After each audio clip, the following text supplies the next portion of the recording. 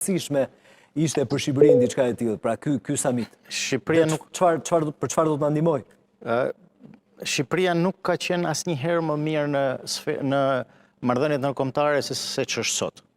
Dhe kjo është gjëja më e mirë që i ka ndodhur Shqipërisë në 113 vjet pavarësi.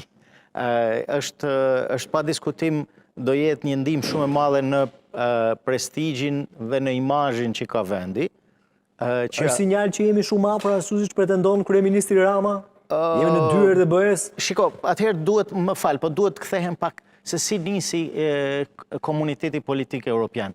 Komuniteti politik evropian nisi nga presidenti Macron për t'i mbajtur të nxehta, po them, marrëdhëniet me vendet kandidate, përfshirë dhe Shqipërinë, por pa i futur brenda në Bashkimin Evropian. Për t'i mbajtur në prizë. Po, dhe se duhet i themi gjërat.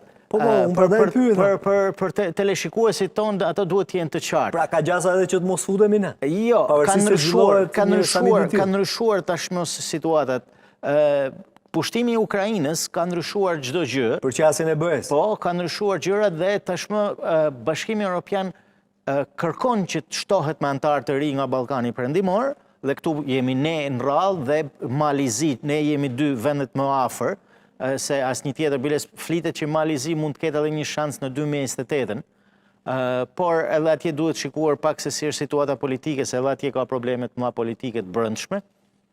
Ndërsa për ne, edhe Antonio Costa, që është presidenti i Këshillit të Ministrave të Bashkimit Evropian, por edhe Ursula von der Leyen, apo gjithë shtetet antare kanë një të përbashkët. Jeni të mirëpritur, duhet bëni detyrat e shtëpisë, që është lufta ndaj krimit organizuar, korrupsionit.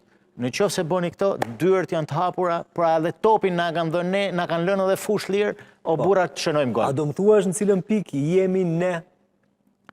Për sa afër jemi Bashkimit Evropian?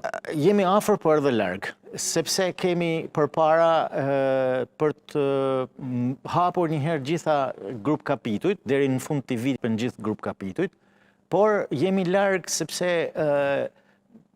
integrimi evropian është një proces cilësor, nuk është sasior, që kemi miratuar kaq ligje dhe jemi në rregull. Jo, ato duan që të shohin dhe zbatimin e këtyre ligjeve, pra ato që e cilësojnë ato aki komuniter.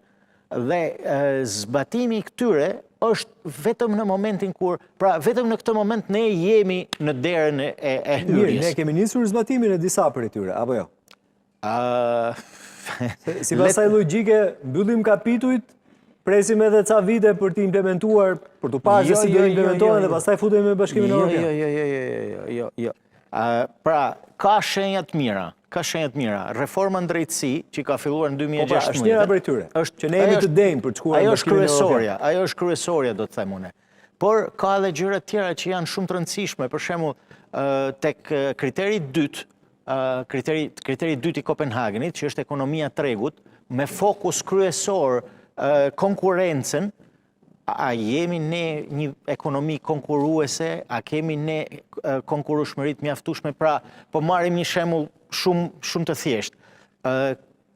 Hapet një thirrje për një tender me para publike në Shqipëri, a mund të vi një kompani nga Lituania e cila thotë që unë ofroj këtë shërbim më mirë dhe më lirë dhe ta fitoj këtë tender?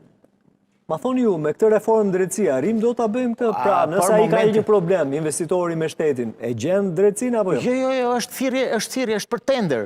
Hyn në tender, ofron çmimin më të mirë, shërbimin më të mirë. E çova përtej kësaj, përtej tenderit. E mora si të mbirë qenë që ka fituar tenderin edhe ka vendosur të investojë në Shqipëri. Unë jam shumë skeptik. Je skeptik.